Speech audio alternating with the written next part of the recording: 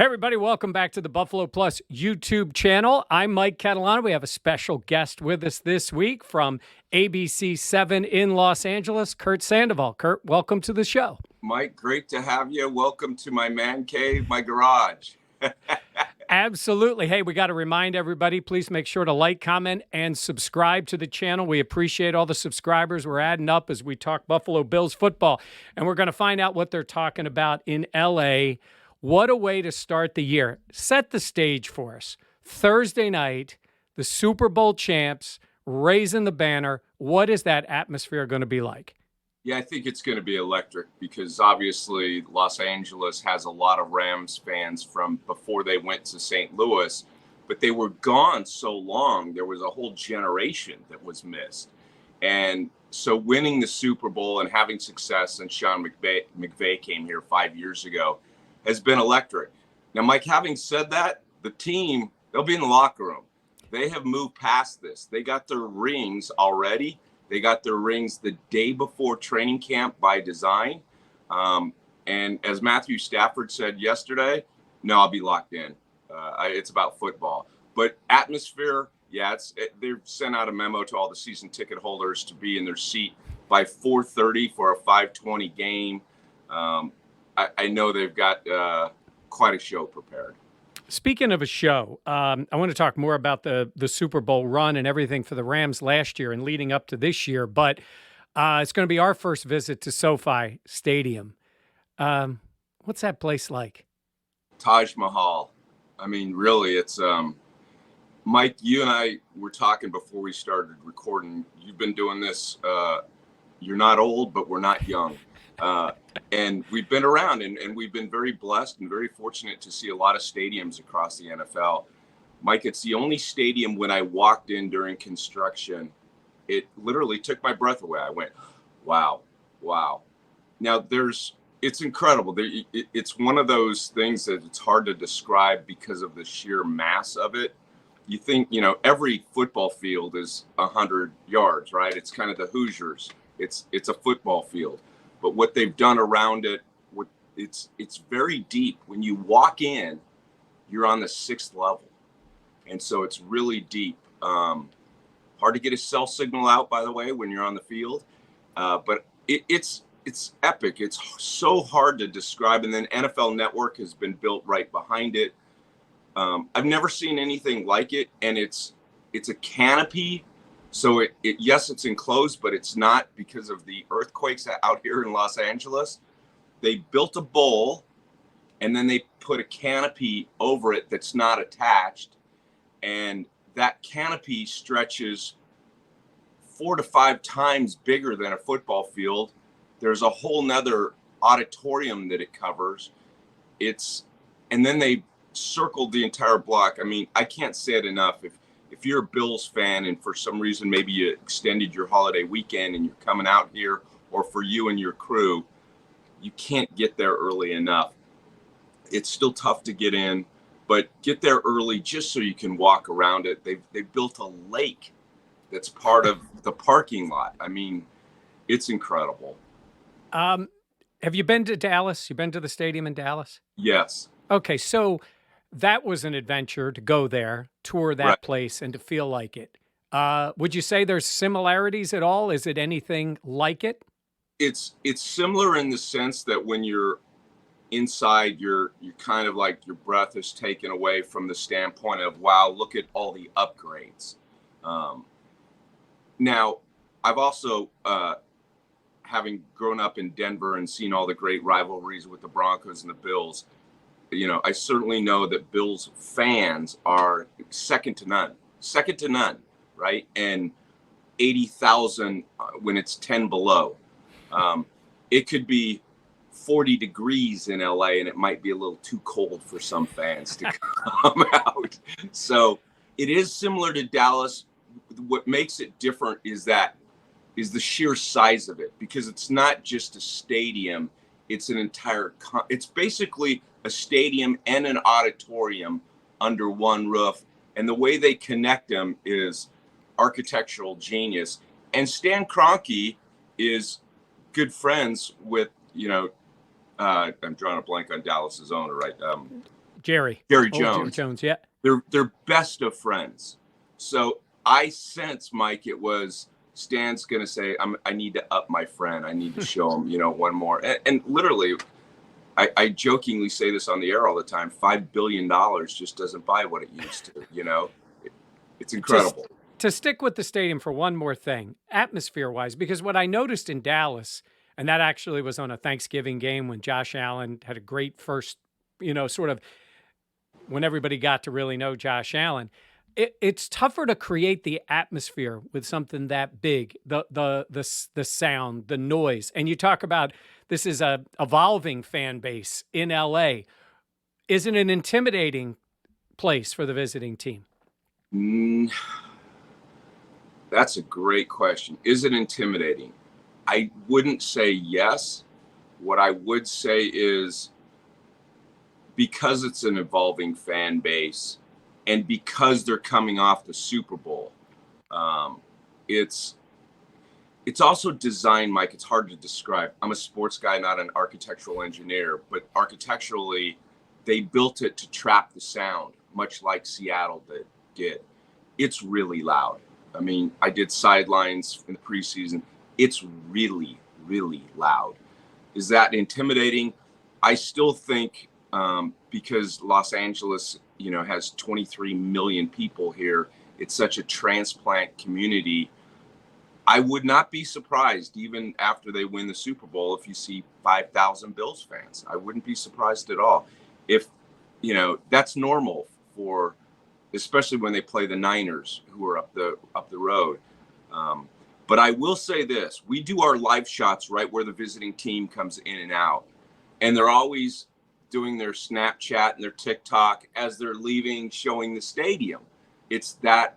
And what makes it, and I buried the lead here, what makes it is that thing called the Oculus, which is the circular scoreboard that is on both sides. So when you're on the field, you can see the inside of the scoreboard.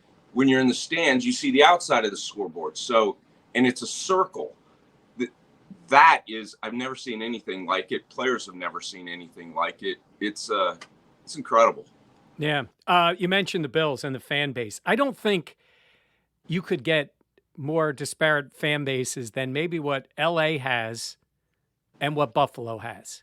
Yeah. You've been around this league a long time. I mean, maybe you say Green Bay, but even that has been maybe more of a historical franchise. But I mean, Buffalo, small market, Yep. A lot of Bills fans, and the transplants, when they leave, they still stick with their team. And LA, just by the nature of it, you got two teams in town.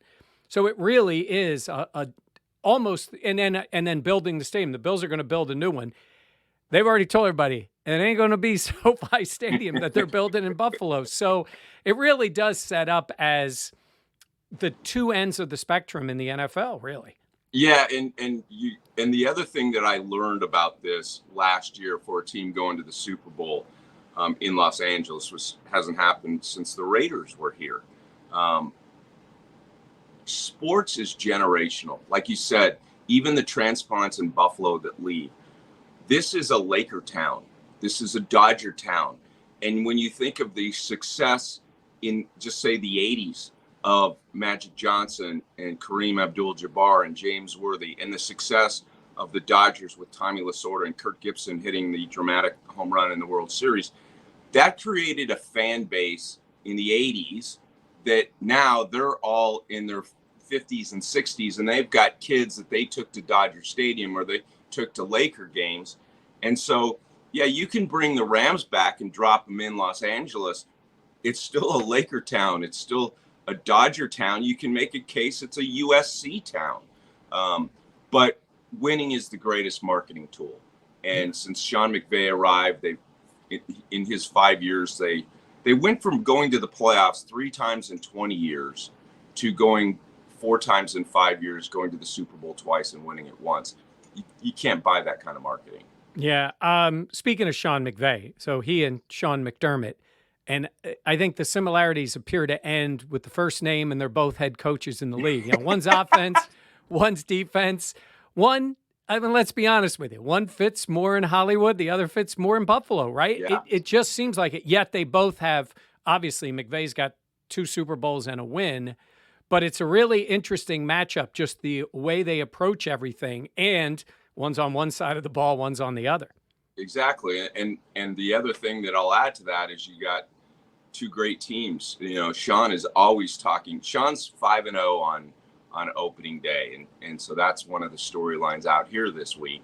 And he always credits the team. He's a player's coach, no doubt about it. But I love that matchup, an offensive mind against a defensive mind in Buffalo that has to stop a high octane offense. And now you guys have Von Miller, and, you know, Sean's really curious how your Sean is going to use him. Yeah. Extremely curious about that. So on paper, I mean, and let's face it, with the moves the Bills made, and I mean, if you could buy stock in Josh Allen, who wouldn't be all in on that? You know, the way he's playing, and just, you know, covering this, and for your fans watching, I'm assuming most of them know, but offense is a timing thing, and you have usually 3 seconds. What I like about Matthew Stafford in those 3 to 4 seconds, how fast he processes the field. Josh Allen, he creates 7 seconds, and how do you defend that? That's going to be fun to watch. Yeah. Josh Allen has changed everything in Buffalo. I mean, the Bills used to be perceived as a certain way, whether that was free agents or players around the league or guys getting drafted or even just regular fans talking about it. And now, I mean, I have people all over the country, even if they're Bills fans or not, they love watching the guy play. Yeah. From an LA perspective, from a place that's, you know, big market to see, how big is Josh Allen now, would you say, around the league? Because obviously, you know, we see it provincially here and how big he has gotten. Where would you say Josh Allen is around this league from your perspective? Well, I think a lot of diehard fans play fantasy football, and Josh Allen is ranked #1 quarterback for a reason. And let's face it, what he's the playoff games the past couple of years with the Chiefs have beyond put him on the map. What I would say is a couple of things. Immediately where I go to is what Matthew Stafford said about him. And he's like, he's really changed from an athletic quarterback, which he always is, to a guy that can put the ball anywhere. And so, yeah, you come out of the combine and you're like, look at the size and strength of this man. But now what he's doing with the ball and how he's developed. Now, I'll also say, to answer your question, what does LA think? I've lived and worked in Los Angeles for 23 years. One of the first things I tell people is, I'm not from LA. I'm from Colorado. And Colorado is a driver pitching wedge from Wyoming, where Josh Allen played. And following the Broncos, you know, that was a big thing. Everybody still criticizes Elway for not taking Josh Allen. He is, I think, across the league, and I'm a little biased because I follow the NFL. But to answer your question specifically, sometimes LA fans are just, they're a little too Hollywood. Oh, it's all about us, all about it, you know, and that's normal. That's what fandom is, right? It's just about us. But I don't think there's a person that doesn't realize this is the game of the week. I mean, defending Super Bowl champ against the team that's supposed to win the Super Bowl this year, that made these great moves, that was so close last year. I think Josh Allen has everybody's attention who knows sports. You mentioned Von Miller. I talked to him on Sunday. We did.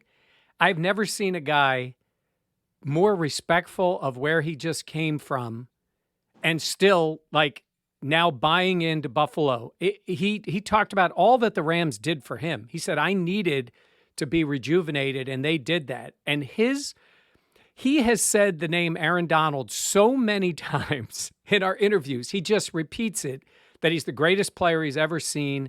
So much respect for everybody. What was it like to have Von Miller join that team and really help them for that next notch to get to the Super Bowl or win the Super Bowl? Because that's what they're hoping he does in Buffalo.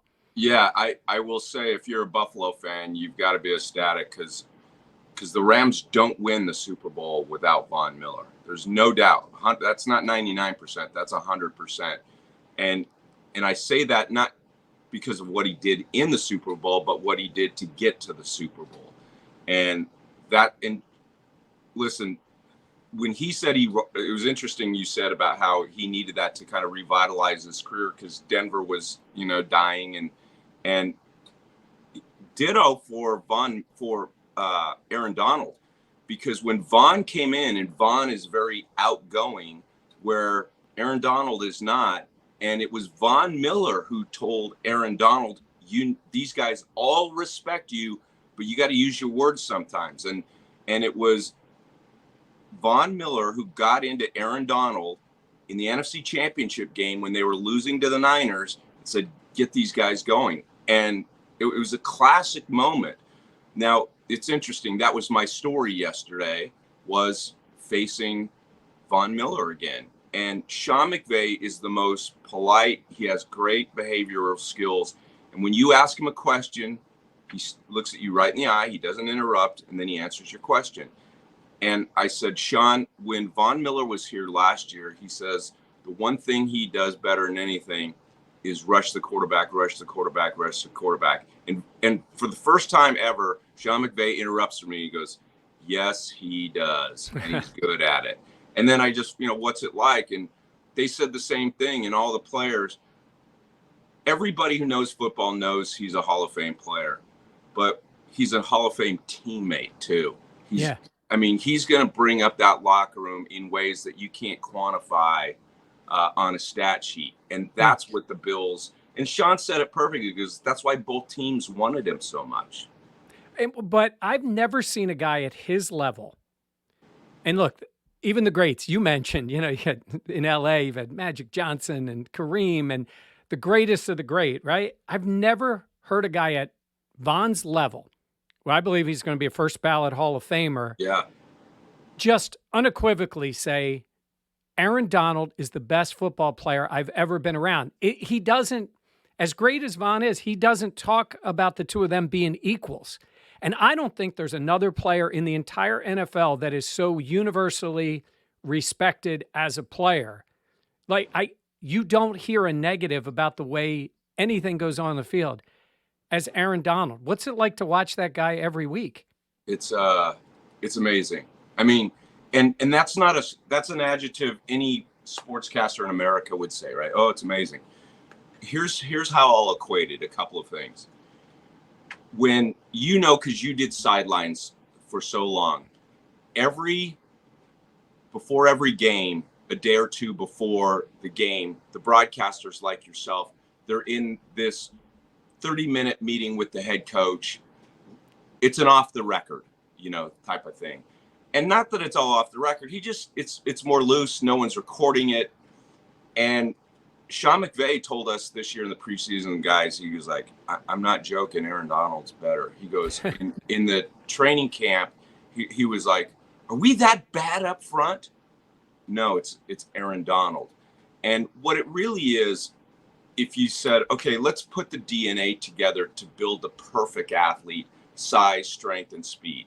Now, my athletic skills did not go past first year in college, but you're around it. You see it.